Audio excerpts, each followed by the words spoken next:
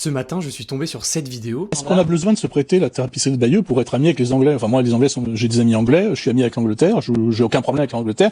C'est une puérilité. On met en danger la tapisserie de Bayeux parce qu'on veut être ami avec les Anglais. Mais c'est totalement lamentable, excusez-moi. Mais alors, connaissez-vous vraiment l'histoire de la tapisserie de Bayeux? Parce que cette tapisserie de près de 70 mètres de long raconte l'un des épisodes les plus importants de l'histoire médiévale. Ce qu'il faut savoir, c'est qu'au XIe siècle, la plupart des gens ne savaient pas lire, et les images étaient alors un moyen de transmettre le monde et ses histoires. Et l'histoire de cette tapisserie est particulièrement importante. Elle nous plonge en 1066, le roi d'Angleterre, Édouard le Confesseur, meurt sans héritier, ce qui va plonger le pays dans une crise de succession, et deux hommes revendiquent le trône. D'un côté, nous avons Harold de Godwinson, un seigneur anglais qui est finalement couronné roi.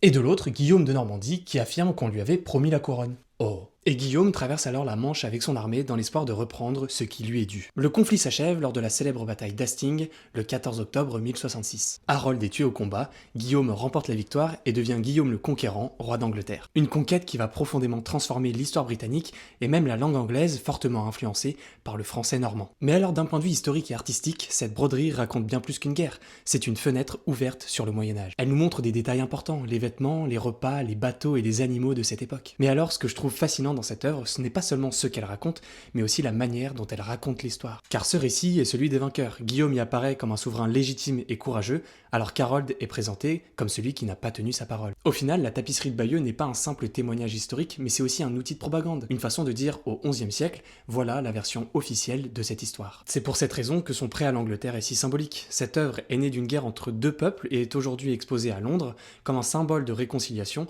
entre deux nations que l'histoire a longtemps opposées.